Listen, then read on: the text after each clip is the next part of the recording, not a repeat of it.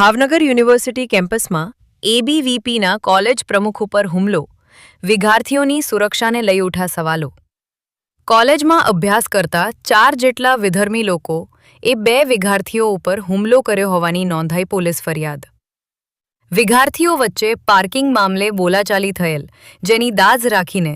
વિધર્મી વિદ્યાર્થીઓ અને તેની સાથે રહેલા લોકો એ હુમલો કરાયો હોવાની નોંધાઈ ફરિયાદ એબીવીપી સહજાનંદ કોલેજના પ્રમુખ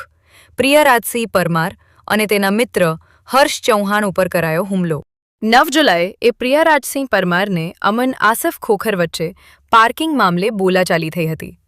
જેની દાઝ રાખીને અમન ખોખર, ઇમિતિયાજ કાજી, અયાન મજીદ ઉચડિયા, અશરત નઝીર હુસૈન શેખ સહિત 4થી વધુ શખ્સો એ છરી અને ધોકા વડે કર્યો હતો હુમલો। હુમલામાં પ્રિયરાજસિંહ પરમાર, હર્ષ ચૌહાણ બંને વિદ્યાર્થીઓને ઈજાઓ થતાં સારવાર માટે હોસ્પિટલ ખસેડવામાં આવ્યા। નીલમબાગ પોલીસ એ ગુનો નોંધી એક સગીર સહિત 2 વિદ્યાર્થીઓ અને અન્ય 1 મળી 4 શખ્સોની કરી અટકાયત। કોલેજના ટ્રસ્ટીએ કોલેજમાં અભ્યાસ કરતા વિદ્યાર્થીઓને તાત્કાલિક ધોરણે વિદ્યાર્થીઓ ઉપર લીધા પગલાં।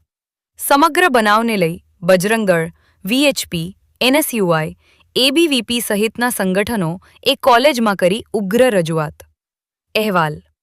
જાહિદ સૈયદ, રિપોર્ટ શાહરૂખ ખાન પઠાણ, ભાવનગર। રોજ બપોરે આશરે 12:30 થી 1ની વચ્ચે યુનિવર્સિટીના ગાર્ડી ગેટની બહાર કોઈ 2 ગ્રુપ વચ્ચે માથાકૂટ થઈ હતી એવા અમને યુનિવર્સિટીના જે સિક્યોરિટી ગાર્ડ્સ છે ત્યાંથી સમાચાર મળ્યા।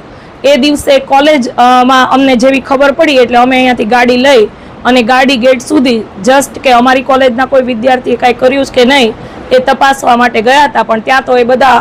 ડિસઅપિયર થઈ ગયા હતા સ્ટુડન્ટ્સ, એટલે એ દિવસે તો અમને કોઈ ખબર નથી। પણ ગઈકાલે 2 વિદ્યાર્થી અમારા છે એ અમારી પાસે આવ્યા અને અન્ય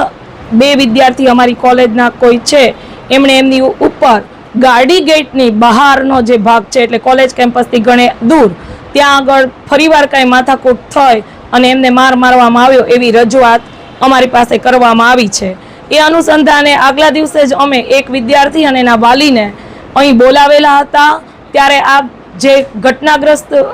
વિદ્યાર્થી છે એમના તરફથી અમારે સમાધાન થઈ ગયું છે, એટલે હવે આગળ કાંઈ નહોતું કરવાનું, પણ ફરીવાર હુમલો થયો છે એટલે અમે તમને લેખિતમાં આપી જઈએ છીએ એવી વાત કરતા એમની તરફથી ગઈકાલે મેં એક પત્ર છે એપ્લિકેશન એ રિસીવ કરી છે અને એના અનુસંધાને આજે